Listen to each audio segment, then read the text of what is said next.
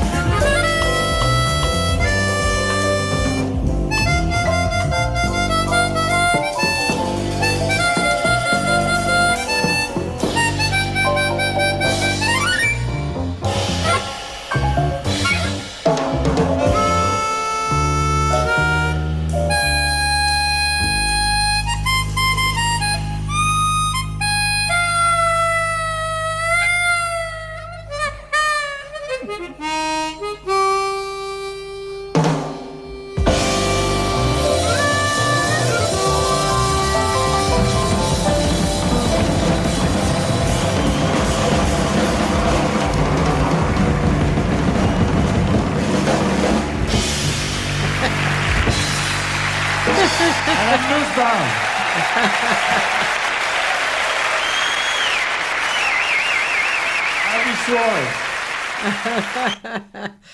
Oh my, that was really awesome.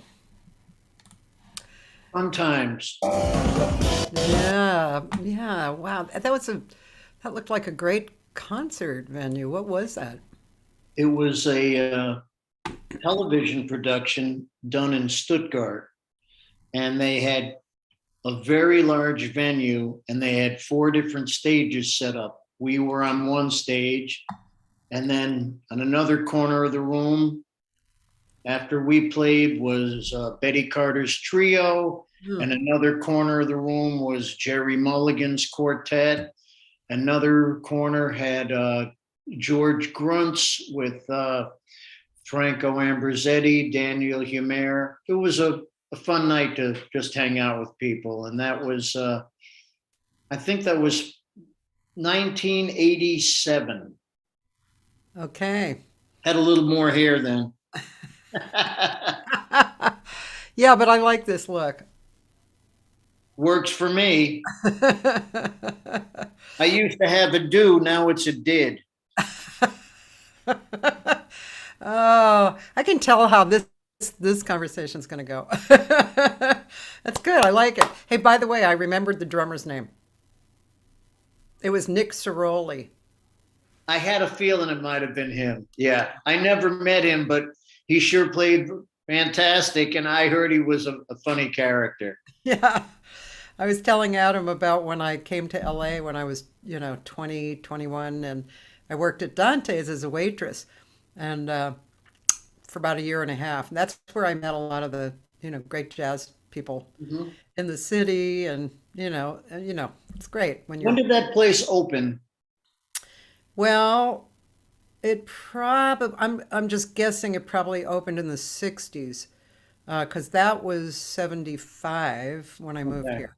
Yeah.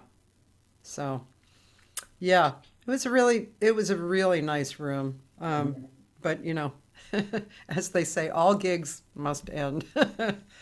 That's Nothing lasts forever. Yeah. I'm gonna really screw up the old sayings, but thank goodness you are here to pick up the pieces. So I want to thank you ahead of time. That was an awesome group too, and boy, Fred played his ass off, and well, everybody played their ass off. It was a good group, and Toots, he was so open, Yeah, and he just gave us a green light, and he was truly a phenomenal musician, yeah. and he just liked to play, liked to improvise, and it was nice to have a situation. Well, that was the burning tune, but we also played some beautiful ballads, and his ability to get you and be so expressive. He used to say his perfect place was ideally between a tear and a smile. Wow, wow. Because with the harmonica, it's so direct and you can Yeah. emote such an incredible feeling. And everybody, even people that don't know, he did the theme to Midnight Cowboy. He Hmm. did a lot of famous spots where he wasn't really credited, and just could get you. He was probably. I don't know of any other harmonica players at his level.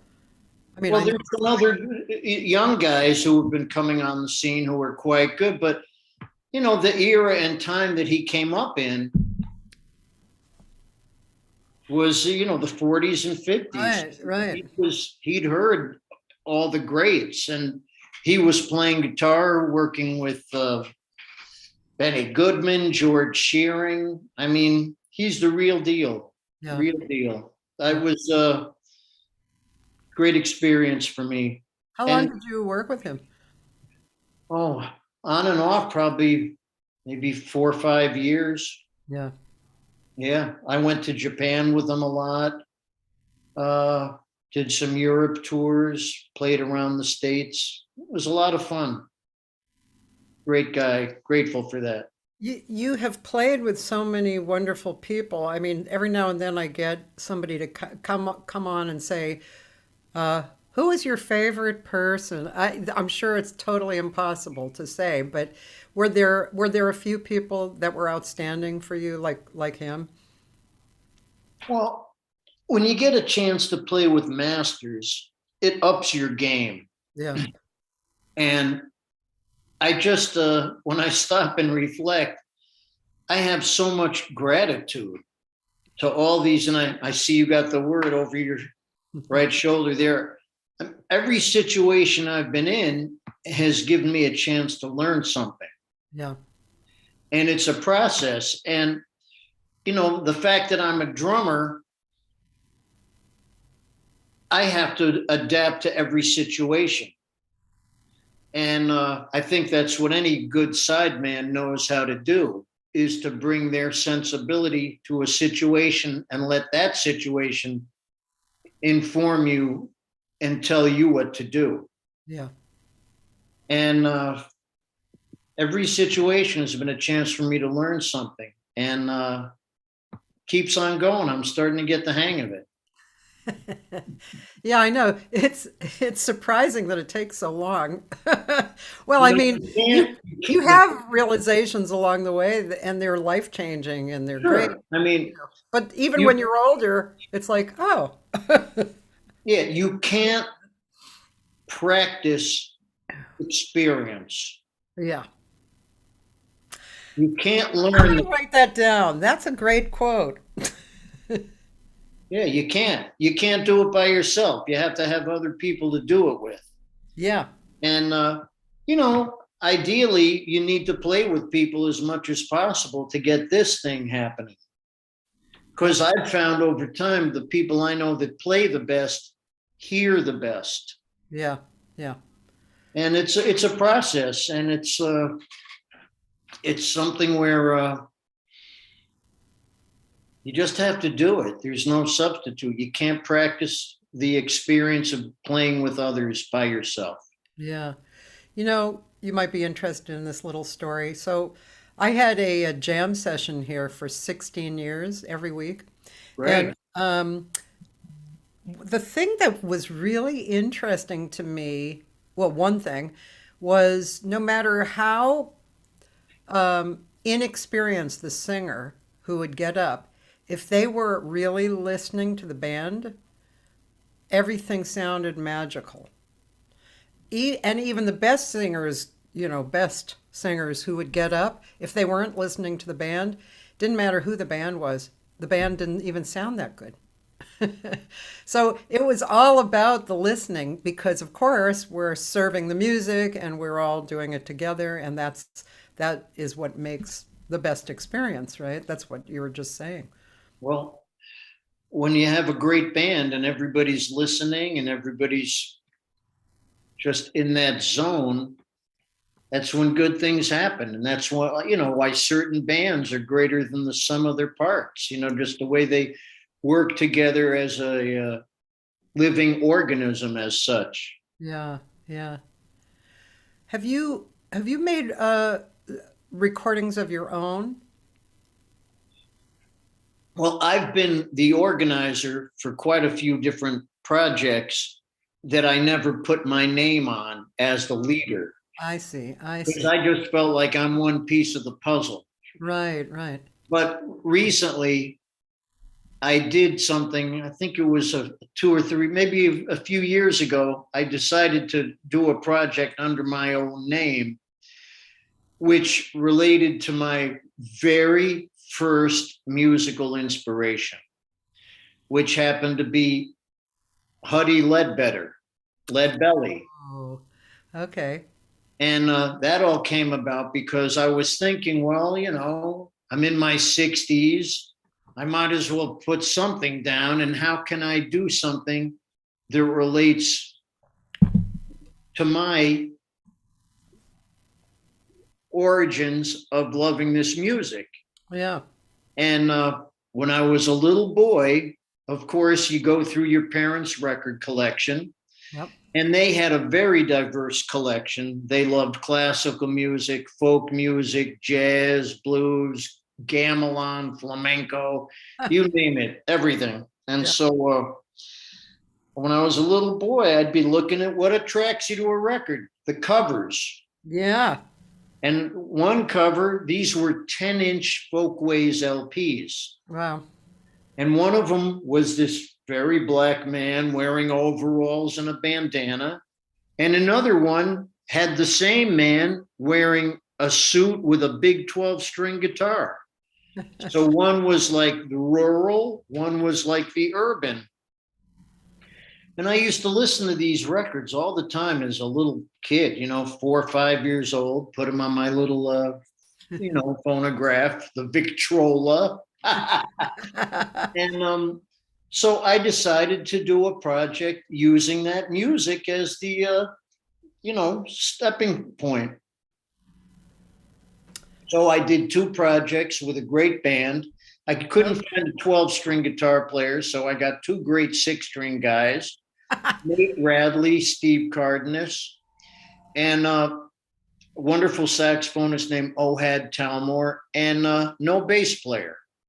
Ah, Because you got 2 guitar players, and this yeah. created a certain environment, and it opened up some other possibilities for musical exploration. Can we hear some of it online? Oh, there's some stuff somewhere. I mean, I know there's some live gigs that were done live in Vienna at Porgy and Bess. There's stuff. Oh, really? Yeah, there's stuff there that people can find if they want to hear it. I mean, I have it on Spotify. We could just listen to one of the songs as well. You could listen, whatever you want to put on, there's all sorts of stuff. Well, any particular song you suggest? I can never think of anything when I'm put on the spot like this. Oh my gosh. I have a single cell amnesia, so it's a terrible thing that I have now. Single cell. I love it. Okay, well, actually, so I'm more. There's Goodnight Irene was in there. We did That's cool. Black Betty, Black Girl. Black There's- Betty. Well, that's one gig. That was a little gig, but then we had oh, I don't know. You're looking at the different things. Well, I can actually just go to Spotify. I have to kind of watch how I do things because sometimes Facebook will take me off. But you said so. There's Relax Your Mind, Laura, Princess Elizabeth, Rock Island Line, When I Was a Cowboy. Whatever you want to play, Okay, I'm gonna play When I Was a Cowboy. That's a sweet song actually because that was a yeah, you'll hear it. Nice little melody.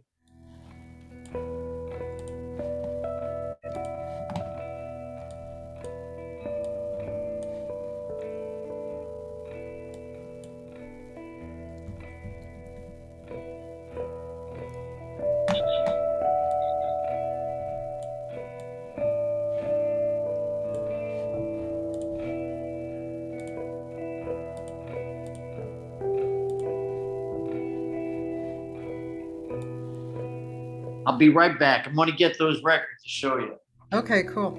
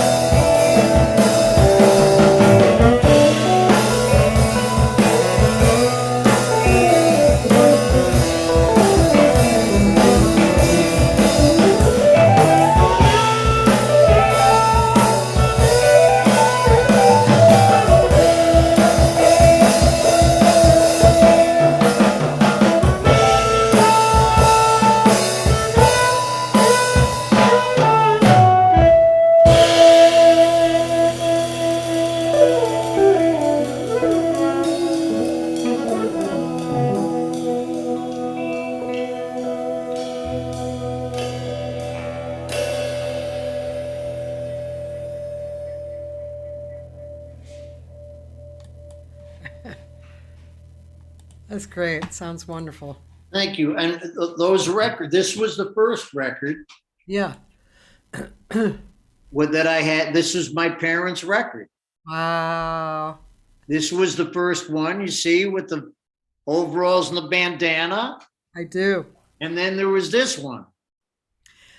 Look at that. That's cool. Yeah. And so, and this was the first one we did. Yeah. And Right. I picked out all the tunes for the first recording. I'm sorry, say that one more time. I picked out all the material for the first record that we did, Lead Belly Project. And then after I did it with the Cats, I said to them, okay, you know the vibe of what's going on. I said to the melody players and, the three other members, you find some other music by Lead Belly that you'd like to play for the second one, which was the one you just heard. And, one of the reasons I also did this project is I've been hearing so much music recently. It sounds like a lot of math and science going on. Yeah. And this is just simple, basic music.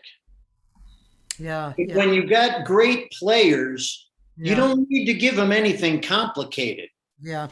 You give them a simple place to start from and then allow them to interpret and make something out of it. So that was another reason that I decided I wanted to do this, to just get back to something that was honest, visceral, and simple. And simple is not easy. Yeah. Yeah, actually I've been talking about this a lot lately with people about simple and well, like for instance, I say this a lot on here because it comes up, but Benny Maupin lives here. So before COVID, he would play out about at least 3 or 4 times a year. And I noticed that he was playing the same set all the time. And the songs are simple because he writes these heads that are very attractive to me Right. and like melodic. And then who's the band and what are we going to do? And a lot of times the band is the same, but it's a different night. You're in this location or that location or whatever. And I got a lesson out of that. It's a beautiful thing to be simple and to be in the moment and to create, and that's what we're doing. Yeah. And these recordings were done live Oh, in Ohad's performance space. We set up no headphones, no isolation, and we set up like we were just doing a gig. There's oh, no, I think maybe there's one edit, yeah, but it was basically old school. We played in real time, and every time we play this music, it can be different. yeah, yeah. And that's to me the beauty of it. I mean, I don't want to do the same thing once. Wait a minute, I have to think about that. Oh my God. That's funny. Let's see. I think one of your friends is here, Michael Morin, Oh, okay. and then some of my usual friends, Joyce Glasgow, who's a big jazz fan in Seattle, and Roland Askerons, who's a guitar player down here. Doesn't really work at guitar anymore, but he does own a lot of guitars still. So he's a guitar player at heart. Sandy Cummings from Santa Barbara. Oh, thanks. And Roland, he's one of those people who will buy your project. So he just did, and he made you a few cents richer. Yippee-yi-yo-ki-yay. Thank you for your support.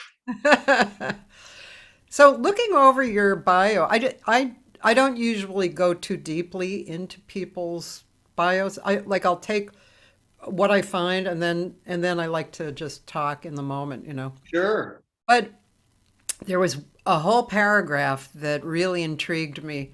Uh, and so the paragraph is he has also joined forces with other musicians to form such groups as BANN with Seamus Blake, Jay Anderson, and Oz Noy, We Three with Dave Liebman and Steve Swallow, The Impossible Gentleman with Gwilym Simcock, I don't know that person, Steve Rodby and Mike Walker, the Nuttree Quartet with Abercrombie, Jerry Bergonzi, and Gary Versace, and the ZZ Quartet with Ratko Zjaca, Simone Zanchini, and Martin Gjakanovski. He's been on hundreds of recordings, including Don't Try This at Home, recorded with Michael Brecker, which I probably listened to a million times.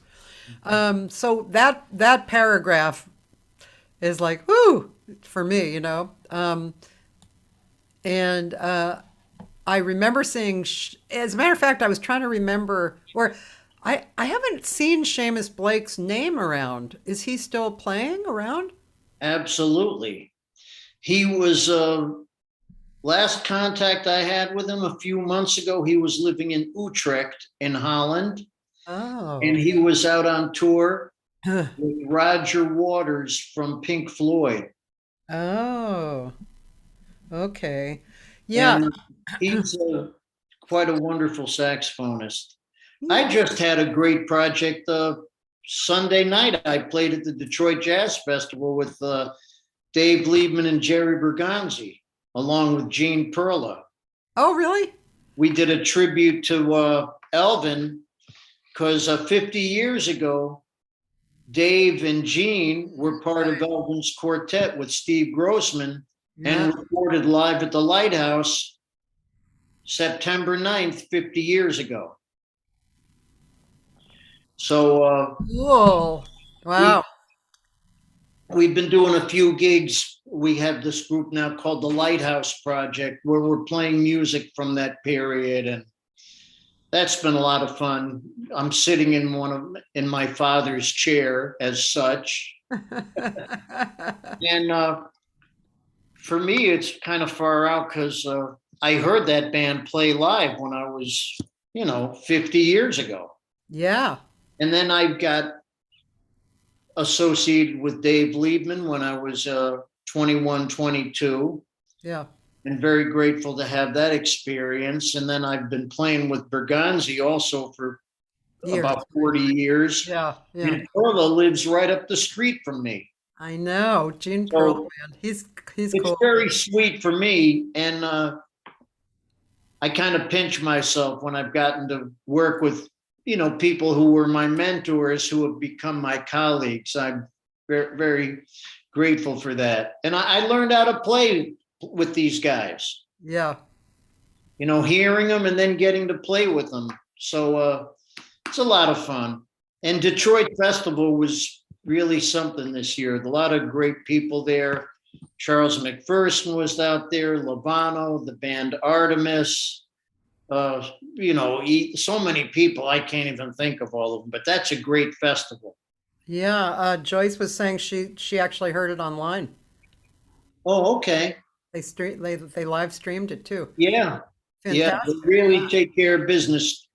I think it's Chris Collins. He does a great job out there bringing people together. And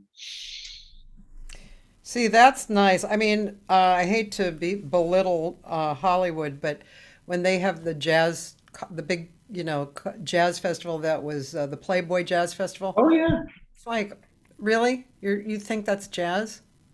It's too many groups that are not jazz, which is annoying. That's why I don't go anymore, actually.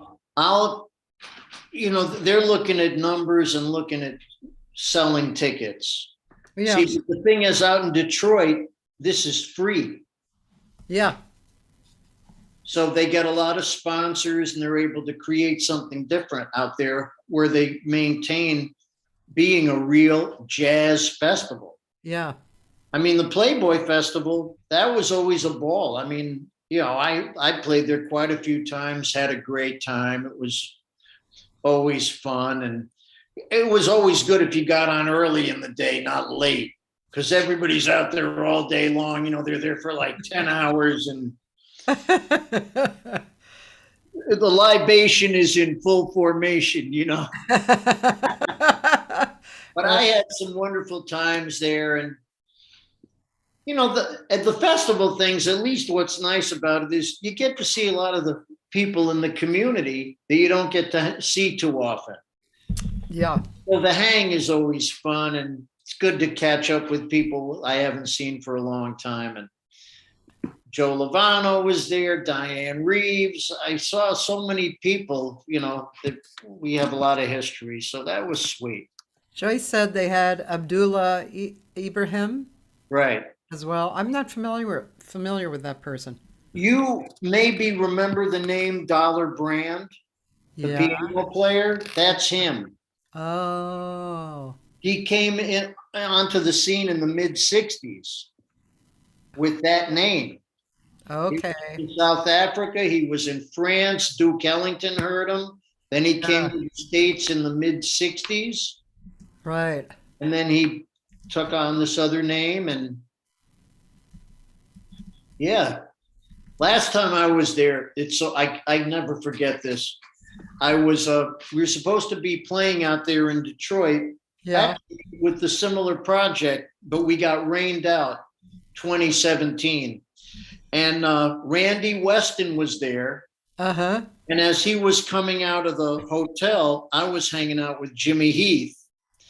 And I saw Randy come out, and Randy's almost 7 feet tall. And Jimmy's maybe 5 feet tall. So I said to Jimmy, I said, hey, Jimmy, can you go over there and stand next to Randy so I can get a picture of you two? And Randy was known for that song, High Fly. Yeah, So right. you know, Randy comes out and Jimmy says, oh, so you want a picture of me next to High Fly? And I'll be Low Fly. And I got a picture of them. It was so great. And they were, here, I'll show you right now. They were both 90 years old. Oh my God. And you could still see the sparkle in their eyes. Wow. Cute, man. So great. Oh. Yeah. So yeah, it was great, you know, to get out there and play, and we had some fun. So Yeah. Wow. That's great. I love it. and all these different saxophone players, you know, they all play so wonderfully and so different. Yeah. Speaking of sax players, Bob Shepard is sending me a message to give his love to Nuttree. I guess that's. Thank you. that Thank your you very much, nickname? Mr. Shepsky. I hope we get to hit one of these days. It's been too long. I'm telling him that. Okay. And also on YouTube, URS, he said, you are the most versatile drummer on the planet. So rare to find a drummer who can live in the world of jazz as in the world of funk and fusion, a true icon. Who said that? His name is Urs Weissen. Well, yeah, I don't know. Okay. Well, you know, what's fascinating is I grew up, you know, a little backstory for me. My initial instrument that I studied was classical piano. But I told you my parents had all kinds of music in the house. Yeah. Then there was everything on the radio. Yeah. I mean, I specifically remember, you know, seeing the Ed Sullivan Show, February of '64, and there was Ringo. And then that summer, my parents took me to hear Dizzy. So I had everything going on. Yeah. I was digging what was on the radio, you know, the British invasion, Motown, the soul music, James Brown, everything that was happening. Yeah. As a kid, I was playing in rock bands, and I kind of fell in love with jazz. And I just like to get with whatever it is. And whatever it is that I'm trying to do, I want to do it. It's like I want to play it, not play at it. Yeah. So I'm, you know, I consider myself a musical erasist. Erase all the names. Either you're doing it or you're not doing it. So that's kind of where I'm at. I just try to play the best I can and help everybody else sound good. Yeah, well, and that's what you're supposed to do. And I just posted a TED talk from Ethan Hawke, the actor, and Uh-huh. it was such a beautiful 9 minute talk that he gave on basically giving permission to be creative, but also it was kind of a reminder of why we're creative and what, it included what you just said, um, it was really, it was inspiring. It was just Mhm. him speaking, like Yeah. wherever he He's was. a wonderful actor. And, Yes. we have to go into the situation and you want to create within what that situation is. Yeah. I don't want to exert something that's out of the zone of what I'm supposed to be in. You have to be respectful to what the situation is. And ideally, I feel it's my job to gain the trust. I have to gain the trust of the other people that I'm working with. Yeah. And like anything, when you want to have a deep relationship, it's based upon initially trusting each other. Yeah. Once you've established the trust, then you can start to have some fun. Yeah. So that's what I've always tried to do. I let the music tell me what's going to be happening, and I enjoy trying to help everybody else sound good. I mean, if I'm playing with a singer, that's a different parameter than playing behind Michael Brecker or Dave Liebman or something like that. So you have to be aware of supporting that individual, help them sound good. So, whether I'm doing it loudly or whether I'm doing it very softly, I have to do it with commitment and intention. That's the whole thing. So it's like I got these phrases. It's like I got to be able to play real intense, but I can't get tense. Huh. You want it to be real exciting, but you can't get excited. It's this yin yang stuff going on. Yeah. You have to help support everybody. Yeah. That to me is the joy of it. Yeah. Because all the travel, all the stuff that you do until you get to the gig, that's the work.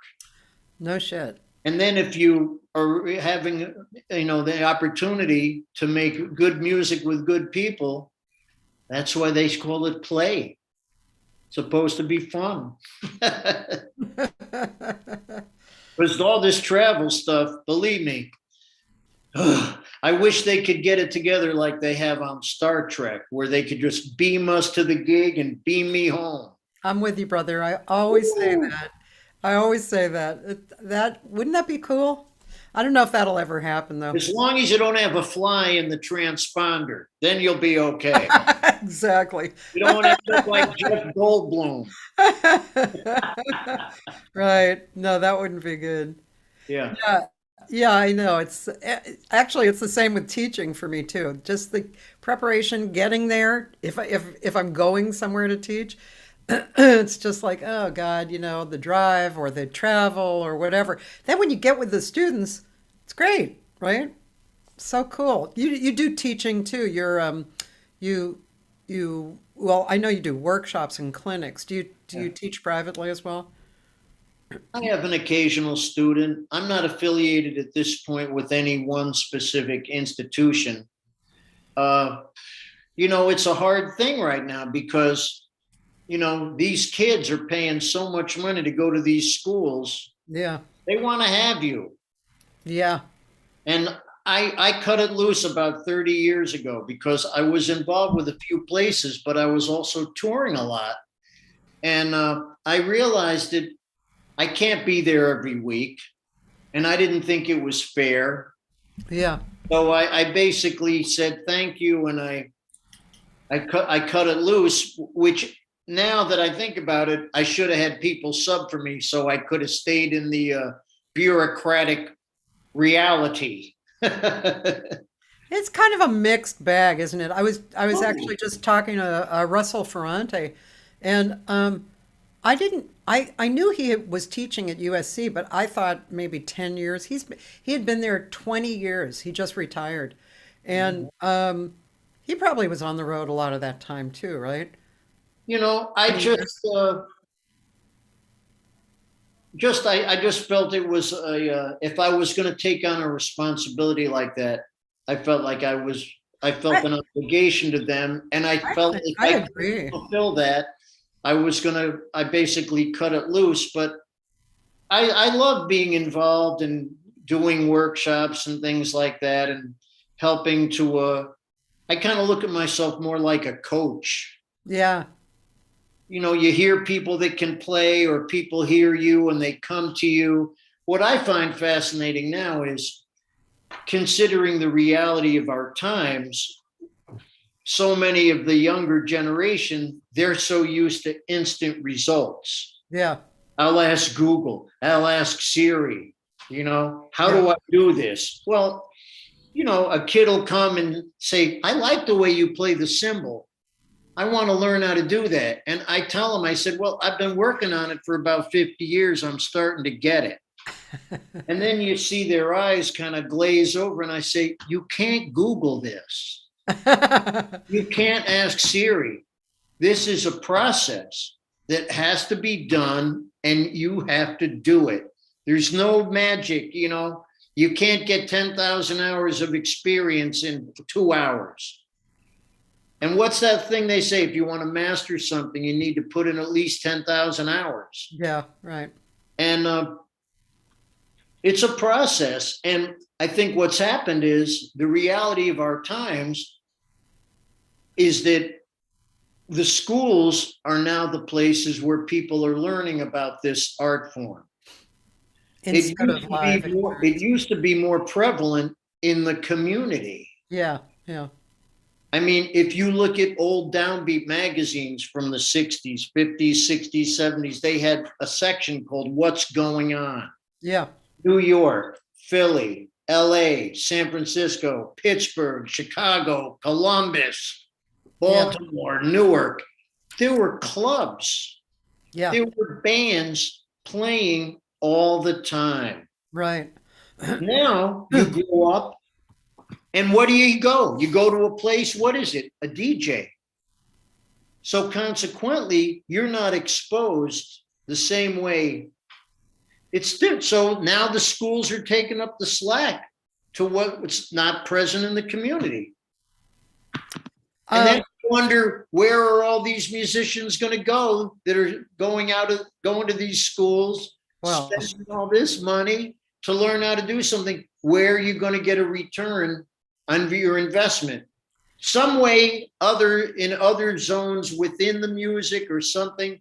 I don't know. I don't know what the answer is, but it's a different time for sure. yeah, I've thought of that for a long time because Berkeley, for instance, has something like 7,000 students. I don't know what's going on. But I've thought of exactly what you said. Like, okay, and then what? What are they going to do when they get out? And Yeah. of course, there's all these different avenues. But something positive, actually. Of course, I am the half full glass person. Okay, so if you talk to somebody else, you might get a half empty. Right. But in LA right now, there's a lot of little places that have uh, been created over the last few years. And there's a bunch of not only the players here are growing older, but also there's a bunch of New York players who moved here in the last 2 years too. And so there's a lot of playing. And when you go to these gigs, like I was surprised. I went to a gig, I saw Bill Frisell, his trio, which is a really tasteful, right? Wonderful. Trio. I went to this place that holds about 250 Mhm. people, standing mostly. It was packed, and the people were all ages, and they were like there was a bunch of young people, like Well, it should be. It yeah, should be young people there. I yeah, mean, I make the announcement a lot of times when I'm on a gig, and I look out into the audience, and most of the people are, over 50. Yeah. I say, you have to drag your kids and your grandkids out to hear this music. They have to be exposed to the actual experience. Yeah.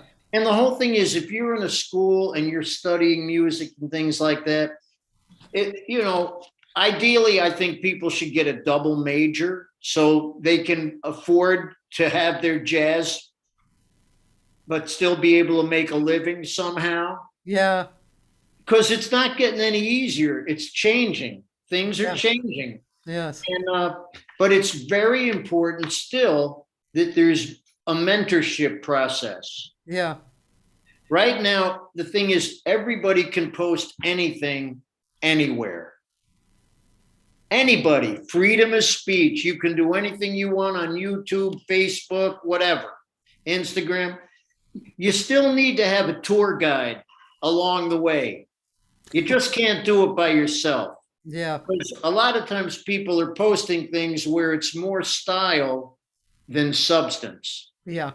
So we still need an elder. We need that. You just can't do it alone. Yeah. I mean, I know that I would not be anywhere where I am if it wasn't for the elders before me.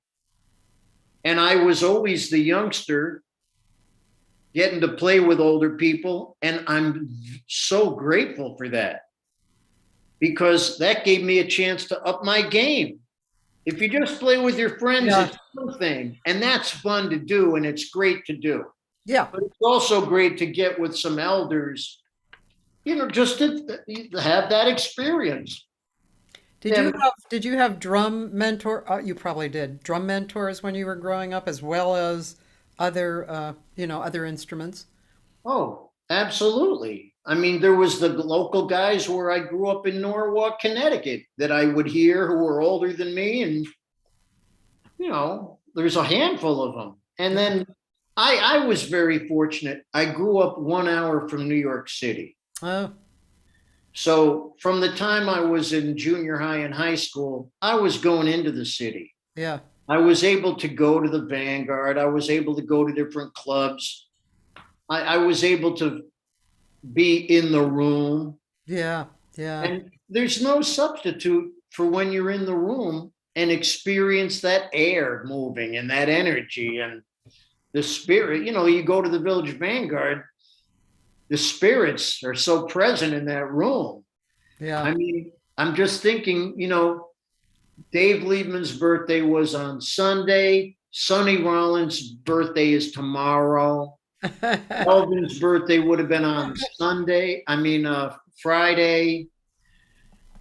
And being able to hear all these people, to be in the room, it's great that we have YouTube and things like that and all that. Yeah. We got to be able to go out and experience direct, because that's when you feel the whole vibe and the energy of something. Yeah. It's one thing if you look at the picture of the Mona Lisa, or if you see a Van Gogh. It's another thing when you go there and you see the real thing. Yeah. And it's the same thing with music. You have to be in the room. Yeah. And I used to think, oh man, I wish I was born 10, 15 years earlier. I could have heard Bird, Prez, Big Sid, all these people. But then I stop and I go, wait a minute, look who I did get to hear. and I'm just like, and better than that, you get to meet your heroes. And most all of them were encouraging. Yeah. And just gave you so much support. Yeah. I guess they could see that I was hungry for it, Yeah. Yeah, exactly. And then somebody said to me, well, they see you, they remember when they were you. Yeah. Because we all got our fathers and our mothers out there, besides the people that brought us into this world, the people that inspired us. And there's a lot of people out there I'm very grateful for. So I can totally relate, of course. And my dad being a sax player, I was able to go and, hear the rehearsals and be around the musicians and Sure. the community. I was attracted to the community too. One of Oh, the yeah. first groups I went to hear was the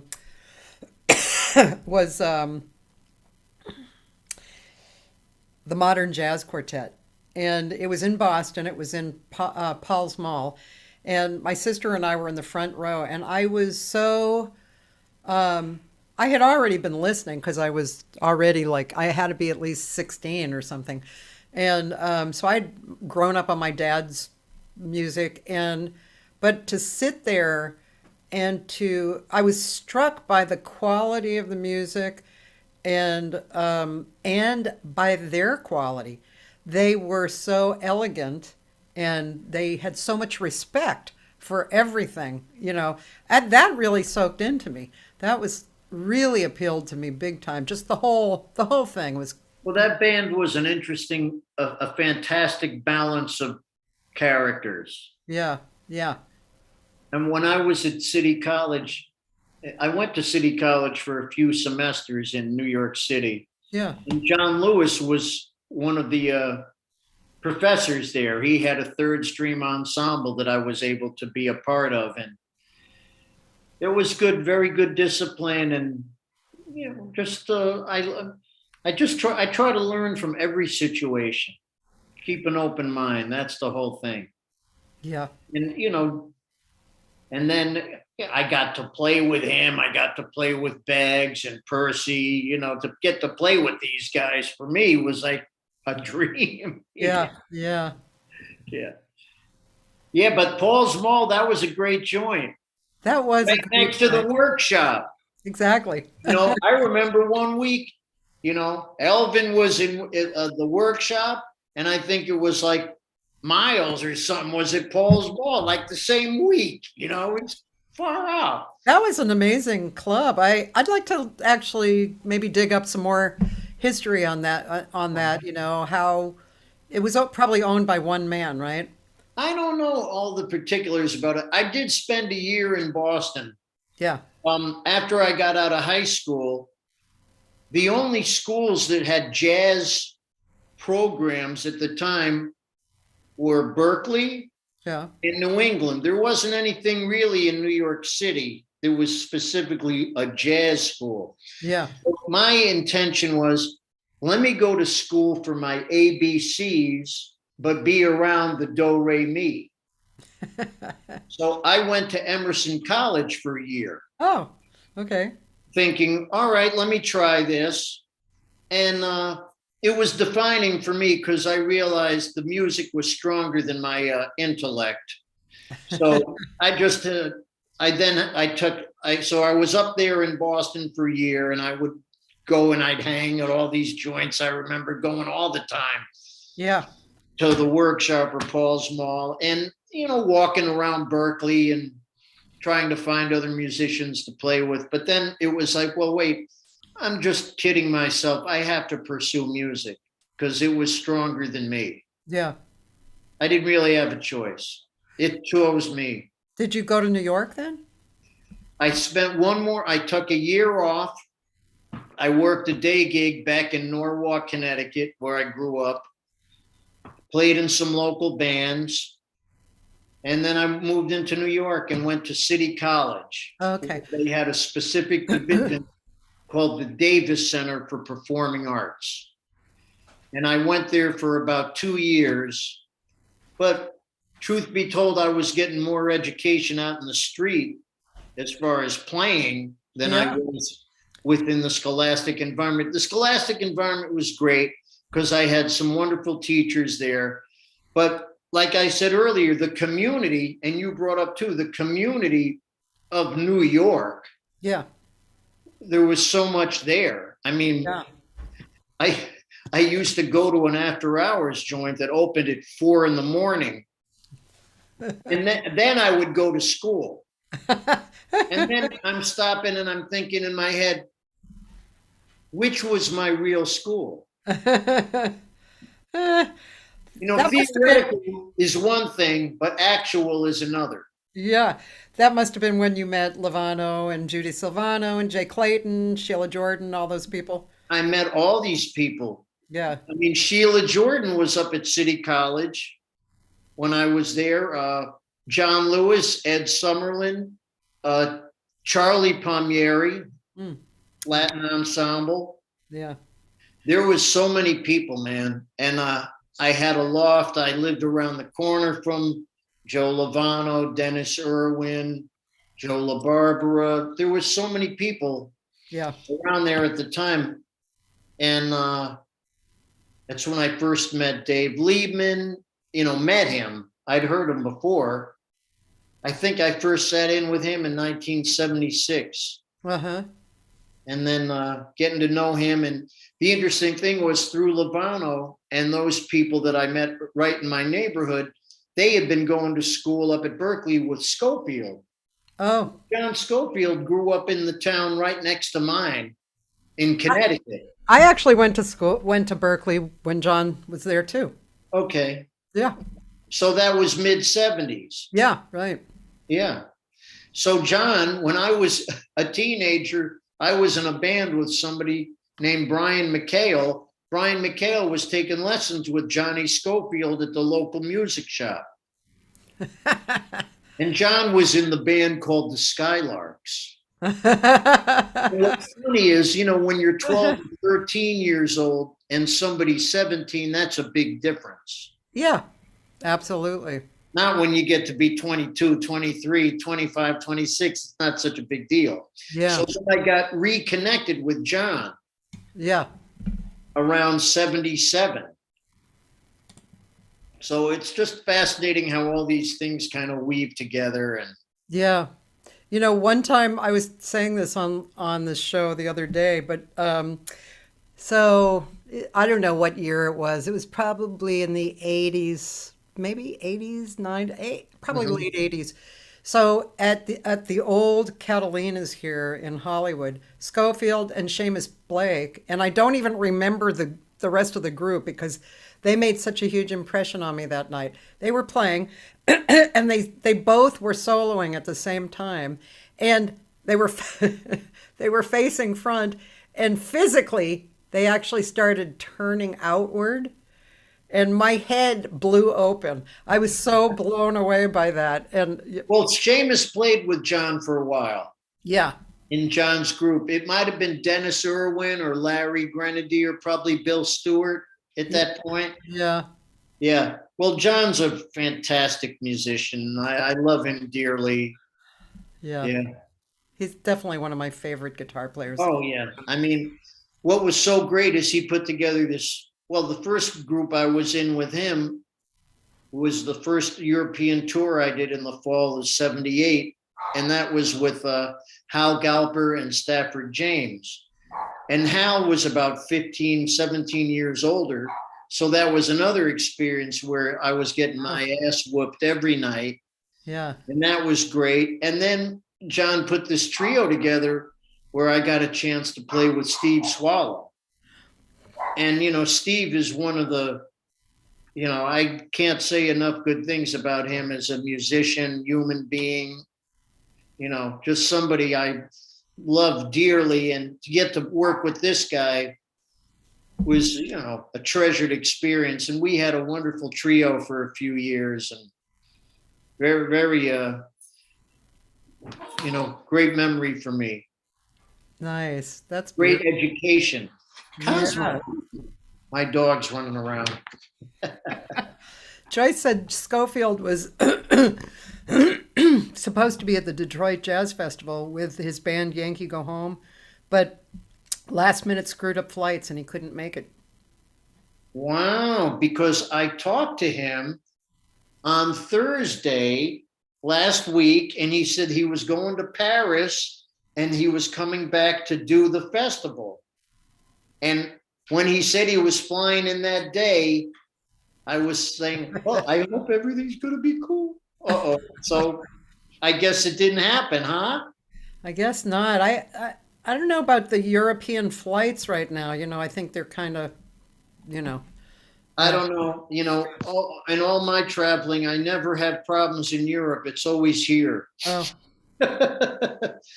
3 out of the last 5 flights I've taken have either been canceled or postponed. Oh God. Then I start singing that old Jewish Italian blues, Oy vey Maria. I know that one. Oh my God. So, do you guys live near the Deer Head? The Deer Head is about 25 minutes north from me. Okay. And this weekend is the big celebration of the Arts Festival out there at the Water Gap. They call it the Coda Festival. Okay. So Yeah. I'm playing there on Sunday, and a lot of the cats from the hood will be there.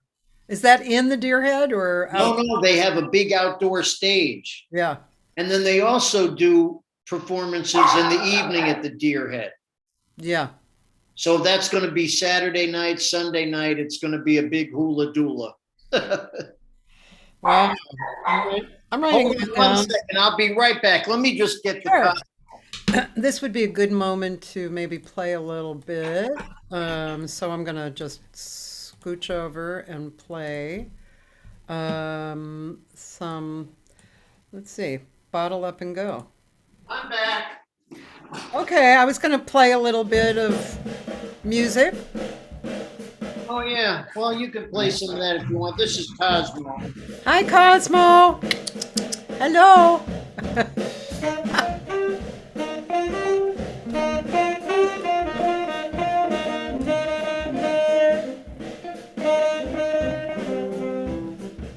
Good.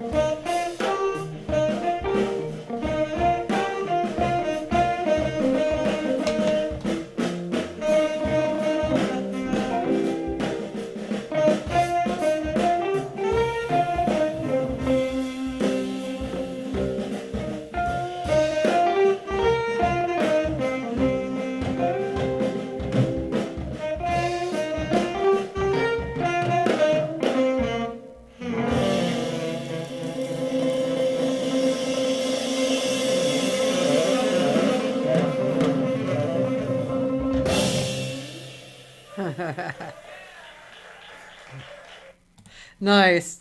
Very nice. Very cool. Thank you. I have a group Cosmo. without bass as well called The Moment. We don't we've recorded together live, and then we've gotten gigs over, I don't know, the last 8 years or something. Nice. It always feels the same. It's always great, and yeah, it's really fun. It's just Cool. yeah, This is my killer dog right here. looks killer, man. Oh, yeah. Oh yeah, really killer. Oh yeah. Cosmo. You very intelligent. You can see in Cosmo's eyes. He's a very good boy. 17, 18 months almost. Oh wow, he really loves you already. He's got wonderful temperament. Yeah, Yeah. He may even fall asleep right here. it looks like it. Oh, somebody, my friend Dan Davila posted you playing with Scofield and Swallow. That's a good one, Dan.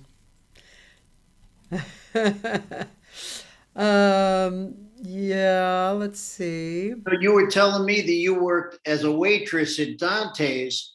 When Yeah, Carla Bley first came to New York, she worked as a cigarette girl at Birdland. really. Yeah. A cigarette girl. Yeah, back then. Holy moly. Yeah. Wow. Late 50s, I believe. Yeah, Yeah. that's funny. Cigarette girl. Yeah, that's what they used to do. Yeah, they'd wear the Yeah, tray, yeah, walk around, they'd sell them. yeah. Yeah. Well, by the time I got in there, they weren't doing that anymore. One night I was working at Dante's, and, in the typical fashion, there was hardly anyone in there. However, there was, the table I was waiting on was Carmen McRae and Sarah Vaughan. You couldn't find any good singers that night, I guess, huh? No, and they had come to listen to Irene Krall and Alan Broadbent, Nice. which happened to be Irene's last gig. Wow. And that night she sang Some Other Time, and I found out that she was dying of cancer, and I was like, oh my God. That was the first time I heard that song. Beautiful song. Yeah. Leonard Bernstein. Yep. It was There's some really great pictures of him circulating with Bernstein and Count Basie together. It that's covers a lot of territory right there. shit, yes. Uh, Roland wants to know, is that a wood carving of Ramses the 11th in back of you? No, actually, that's the Prophet. My Oh, father made that. you're who? My father. Oh, He also did that painting behind me. that's beautiful. I've been admiring that. Yeah, he was a very accomplished artist who made his living as a technical illustrator. And then when he came home from doing all that, he would stretch out and do his own stuff. Oh, That was done, I think, in 1948. And wow. the Prophet, he probably did that in the 90s. That's really beautiful piece. Yeah, thank you. Yeah, it's pretty tall. It's probably about 5 feet tall. Yeah, that took him a minute. Yeah. Well, Rome wasn't built in a day. It wasn't? I don't know. I was going to ask Google to do it, but To build it, or how long it took? or how long it would take to burn it down, right? What do you think? What do you think? Are you like you do? Obviously, you've done so many kind of. I hesitate to use the word genres, but it's a real word that I think relates to reality. But you've done so many genres. How how do you see music, our kind of taste of music going in the future? Do you? Do you think about it or?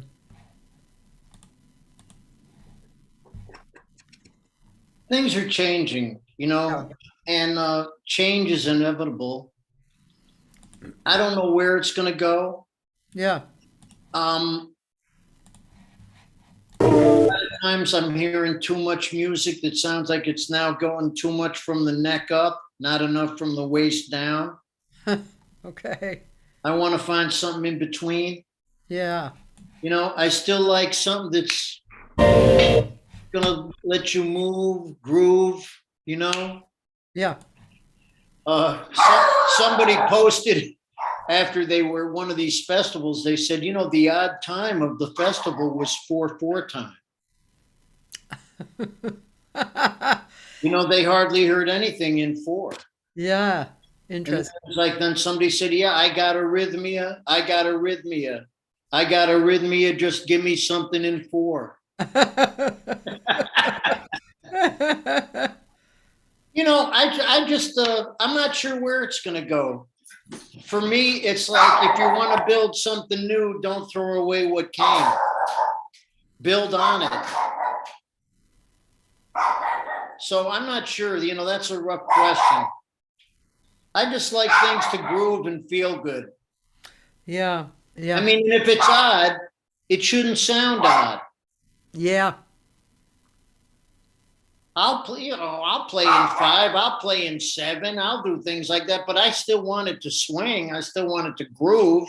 yeah, yeah. And I'm always just all my favorite drummers, it was really about a feel, getting a feel and a vibe. Right, right. That's what I've always been, striving for.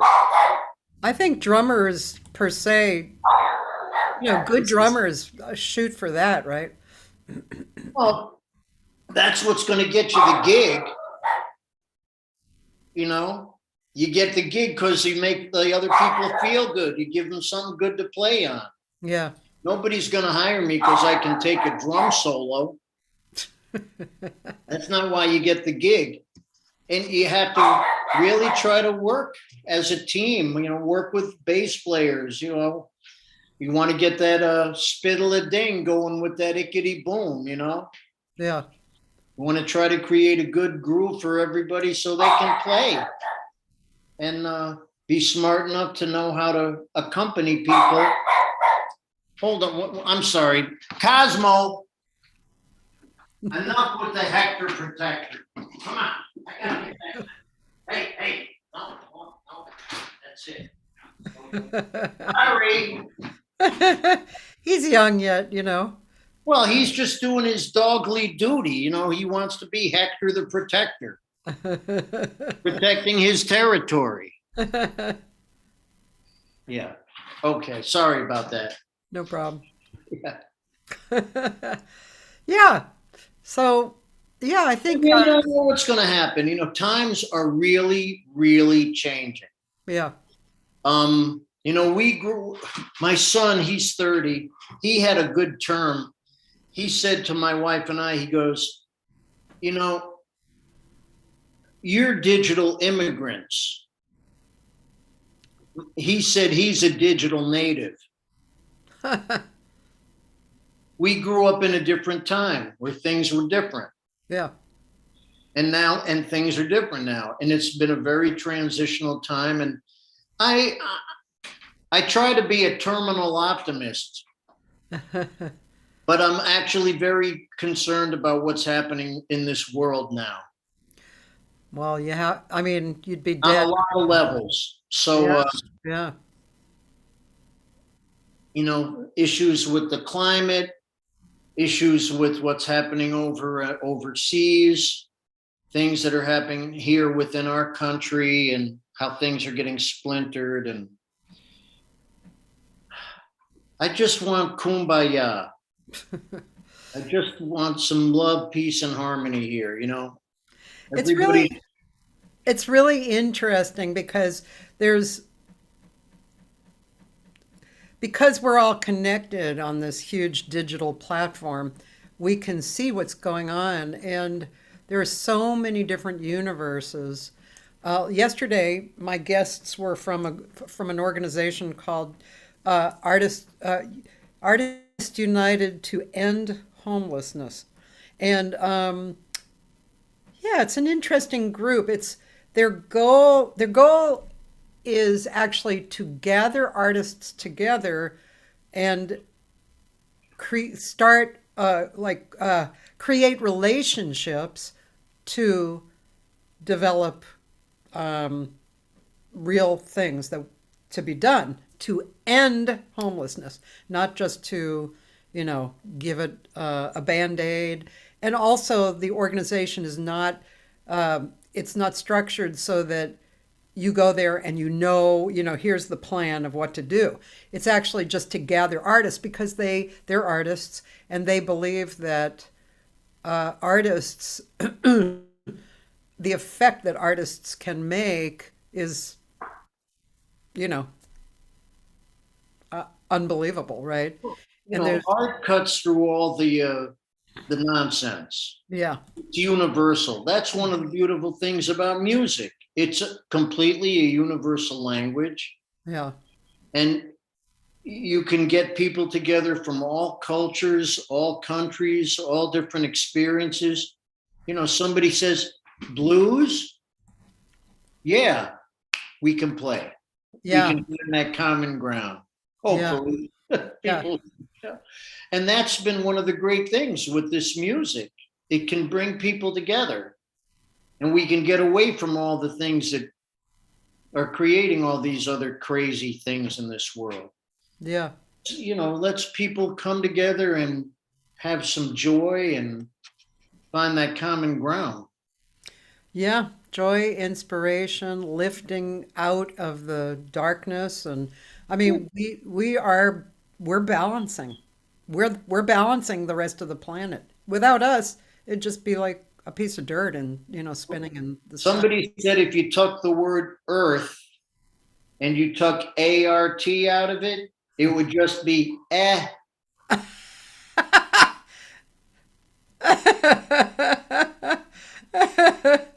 Yeah, man. I'm not surprised somebody said that to you. No, we need to, have opportunities and situations that allow people to expand their awareness Yeah, and the sensitivity. And it's very important. I mean, I've been affected by all different things, visual, sonically, what's going on, and the way people treat one another, the way people show kindness, and just having humanity, honor, grace. At the end of the day, I heard Art Blakey say one time, I never saw the Brinks truck following the hearse. You can't take the money with you. You got to just try to, at the end of the day, the relationships you have, the good things that happen to you as a human being are the things that are going to matter, yeah, and how you treat other people. yeah, Because you remember, I mean, I know for me, when I get to meet so many of my heroes and people that affected me, how great they play, but yeah. you remember how somebody makes you feel. Absolutely. And I think of something my grandmother used to say to me. She goes, "You never have a second chance to make a first impression."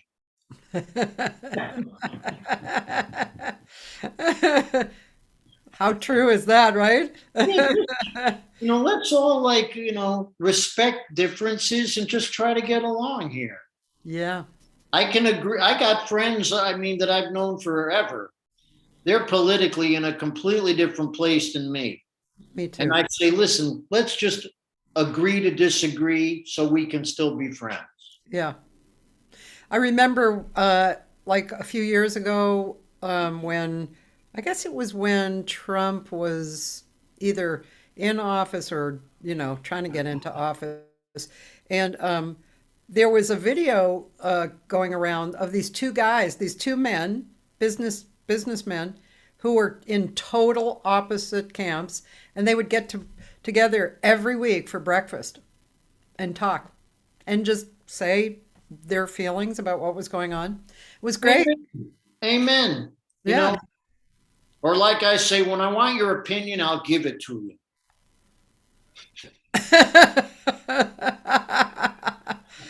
I've heard that in real life. Oh, I know.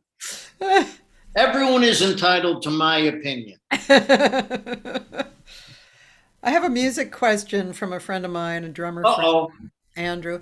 He said his influences have included Jeff Porcaro, Harvey Mason, Butch Miles, Louis Bellson, Gadd, Neil Peart, and many others. And as as an educator, do you encourage students to listen to drummers outside of jazz?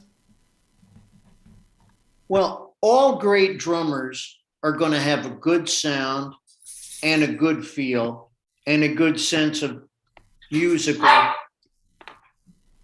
and have a musical approach. Yeah. If you want to, if you're a jazz, Cosmo, what is it, honey? I'm talking. Can you just relax? Okay. If you want to be a jazz drummer, you need to listen to jazz. Yeah. Because it's a different feel. Yeah. We're not dealing with an eighth note duple meter. We're dealing with a triplet. Yeah. You have to understand that. It's like if you want to be a plumber, you don't go to dentist school. What is it, baby? Take it easy. He wants to mess, but I'm not going to mess with him. But I think it's just, a good drummer, regardless of the idiom, all good drummers got to have good time, good sound. Yeah. And if you have good time and you have a good sense of sensibility, not just ability, but have a degree of sensibility, you're going to play what's appropriate for the music. Yeah. But if all you've been doing is listening to Neil Peart all day long and you get a call to go into a big band and it's a Basie chart, if you haven't been listening to Count Basie, you got a problem. You got to be prepared. You got to have an open mind. I listen to everybody.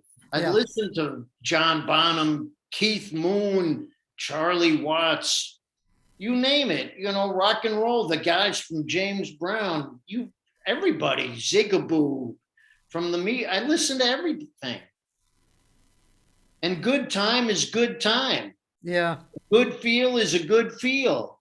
Yep. A good sense of accompanying people and knowing how to get in it. Uh-huh. That's important. I remember two drummers in my life who were not jazz drummers, and they had such perfect time. Well, one was a jazz drummer, but they had such I hate to use the word perfect, but they had such connected time that I was rendered speechless. I was blown away by time, that connection, it was orgasmic. Well, some people could have perfect time and not feel good. Well, yeah. Then other people, it may feel good and not be perfect or metronomic. Yeah. And a great drummer, to me, the great drummers know how to be firm, but flexible. Yeah. You don't want to be rigid. Yeah. You don't want to be stiff. And when you're playing with a band, you're going to play with people that play on all different parts of the beat. So you have to know how to get up on it if you need to. You also may know when you can sit back on it also. Yeah. That was something that was great to hear and witness with somebody like Mel Lewis. Yeah. He was incredible with the way he knew how to do that. It was like, somebody once said, it's like you ride the horse. Sometimes you're going to dig in those stirrups. Sometimes you're going to pull back on the reins. Yeah. So you got to have a degree of flexibility. Yeah. And it's all being done on a nanosecond level. Yeah. So it's really about how you can work and find, there's that word again, kumbaya with the other people on the bandstand. Yeah. This is the whole thing. I mean, I don't know what perfect is anyway. I'm just trying to get it to feel good. Some of our favorite records, they sound great as the tempo goes up, and some of them sound great as the tempo goes down. But there was people that had extremely accurate time, and it was still feeling good too, Yeah. Right. Well, and everybody has their thing. My girlfriend here, she asked if you knew of Calixto Oviedo, a Cuban drummer. I do not know this person. Priscilla, I don't know if you introduced me to him, but he played at that club that I booked, Bar Fedora. And If Joyce, he's out there may be, there's always some great cats out, and there's great cats all around that we may never have heard of. I know. So That's why I like this show, because I get to talk to all these people. Like, who are you? I don't know you. Recently I just got into France, and found a bunch of players in France. And sure. man, it's great. I didn't know they existed, really. And then you got people who play great and decide that the life is not something they want to deal with. Yeah. Or somebody who doesn't want to go out and be on the road and decides, oh, I'm going to stay home and have a nice little normal life and play for fun or whatever. Well, Mick Goodrick was like that for a long time, right? Well, Mick was a great, great musician. Yeah. And he was fortunate. He was like the guitar Yoda Yeah. up at Berkeley. Right. And wonderful musician. And I had a lot of great times with him playing with Steve Swallow in a quintet. That was a lot of fun. Great musician. And yes, my friend, get the toy and I'll mess with you. Is your dog a Bichon? Yes. He's a complete Bichon. My wife has allergies. Oh. So this is a hypoallergenic dog. You see, now I got his little bone and I'm going to throw it, and he's running around the house, and he'll bring it back and then he'll bark at me like, come on, let's mess.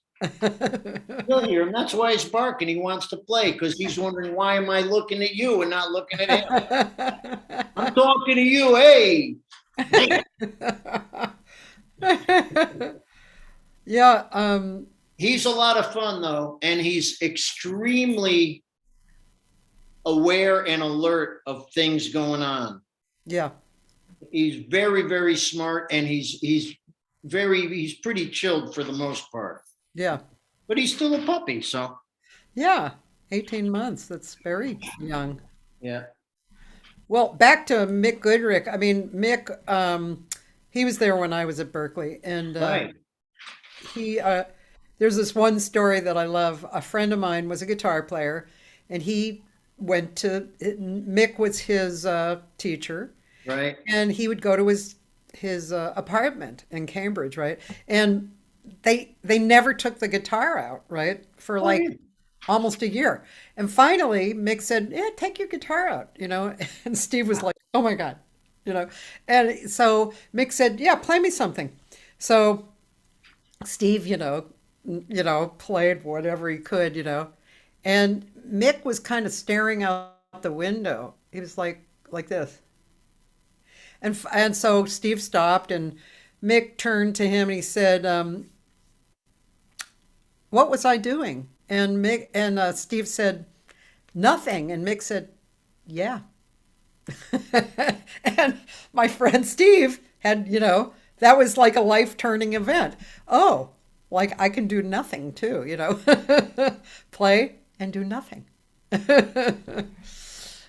Well, sometimes I'm hearing a lot of the younger generation that's they're playing a little bit too much of not enough. Yeah, too much of not enough. Right. Oh, that's a good way of putting it.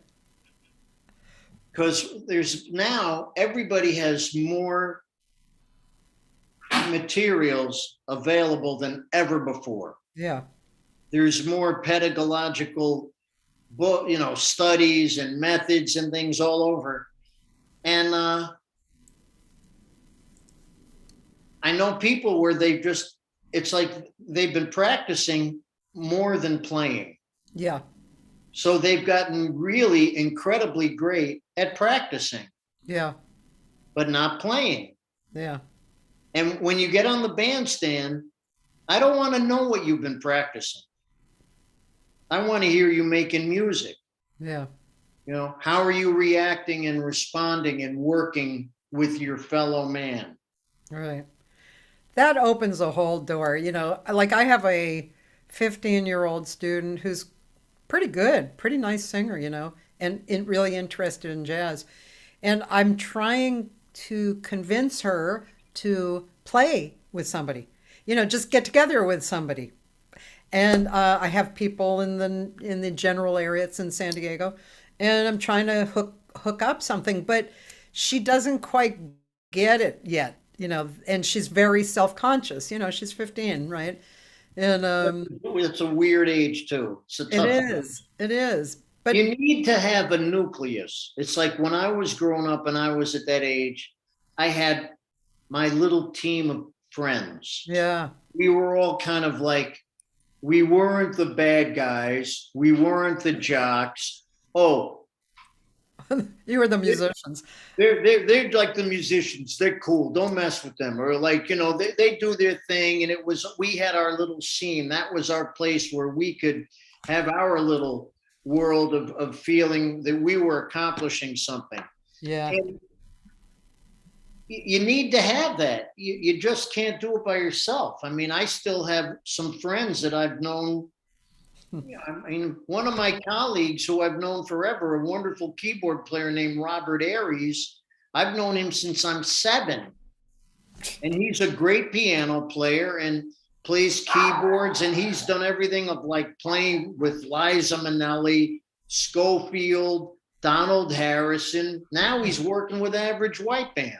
oh wow, And we still get together and play. He was one of my guys, and there was a few of those guys, and we needed each other. yeah, We all needed to have a chance to play together and have fun. yeah, And he was the one actually who initially he was taking piano lessons because he was a very good classical player. Then he started to study with a gentleman you may have heard of named John Mahegan. yes, sure. He lived in the town next to Norwalk. He lived in Westport, Connecticut. Oh, So John wrote one of the initial books on jazz improvisation. yeah, And so Robert used to go up there and take lessons, and John had a little drum set up there. So I would go up to the lessons and play, oh, which was when I was like 15 years old. So Great. that was great for me because I'm playing with an elder yeah, who would just kind of scowl and look at me if I did something weird and not tell me what I did. It's like, okay, big shot, you figure it out. But it's great to have those people in your life, and your girl needs to find a little team. She needs a guitar player yeah, or a piano player that can give her some kind of support. And that's important. yeah, yeah, yeah. I got to make that happen, or kind of instigate that happen. You got to instigate it, make The best thing is if you can make her think that she came up with the idea. Oh boy, I don't know how to do that. That's hard. Interesting. Okay. Um, we have a guitar player here in LA. My friend Roland wanted to know if you might have heard of him. Kind of, it would be right up your alley. Will Brom. I know the name, but I'm not familiar with his work. Excellent. He's like a Steve Cotter kind of a guy, and he's brilliant. Steve was a friend of mine here, and also still now. Oh, really? Joyce, who is not really a musician, she's an artist. She studied piano with John when she was a teenager. Did she live up and around Westport? I guess, right, Joyce? Is that where you're from? I forget. Well, Wow. this will take a minute for her to hear it and Far answer. out. Yeah, well, there's so many. Yeah, I mean, Wilbram is brilliant. He's really going somewhere. We have Larry Coons here, who's you know one of the top guitarists here. So you're in San Diego. Well, I'm actually in LA. Okay. Yeah, and Joyce did grow up there. All right. I wonder if I know her. Is her last name present? Does she want to have it mentioned, or maybe you want to Yeah, send it to me in a chat? it's here, Joyce Glasgow. What do I know? She may be a little older than you, right, Joyce? So, and she studied with him when she was a teenager. Okay. Yeah. Yeah. Some of my very first jazz gigs were with him. Was that near Hartford? No, Okay. Hartford is further north, up Uh-huh. 90. Norwalk, Connecticut is literally 44 miles from Manhattan. Oh, right. Okay. Westport is the next town north. Yeah. The next town kind of west was Wilton. That's where John lived. That's where Okay. Joe lived. Yeah. And there was a lot of musicians that were around that area, and some very good musicians who some of them never left. Yeah. Didn't Billy Hart? I mean, that's why I asked about Hartford. No, Billy Hart is from Washington, D.C. But they made this whole school for him. The Hart School of Music has nothing to I do mean, with Billy Hart. really? Yeah, and that's two T's, not one. I always thought it did. I always thought it related to him. Oh. No, the Hart School of Music was a classical music initially. Oh, I was really, I don't know where I got that idea. Okay. Huh. Billy Hart, I mean, God bless him, one of my fathers, Yeah. Same birthday is I have the same birthday as him. Really? Billy Hart, Billy Strayhorn, Chuck Mangione, let's say who else? Wow. One of my favorite people on the planet, Mariano Rivera. I don't You know know who that that person. is? No. He was the main relief pitcher for the Yankees. Oh. He's the guy they would bring in when it's like bases loaded and it's like the bottom of the ninth and they had to strike out the batter in order to win the game. Wow. He's the cat. Wow. And what I love about him is something I've tried to absorb is that no matter how intense the situation would be getting around him, Yeah. this is it. This is like the heat is on. Everything is on this one pitch. Wow. He's focused, and he's like the greatest in history. But to have that kind of focus, Yeah. and to also be able to have that, I guess, inner strength to maintain that tranquility Yeah. while everything around you, everybody's going nuts. Everyone's going nuts. And he just comes in and That's gorgeous. That reminds me of that movie that Will Smith starred in that was about the golfer. I can't remember his name, but that movie was reflected that. The golfer, Van something, or I can't remember. The golfer, and the movie was all about that. It was all about this focus, like getting into the universe Right. and just staying there and being there, like no matter what was going on around. Right. Just to find that inner tranquility, that discipline to be able to stay relaxed. Yeah. Isn't that the most delicious thing in the world?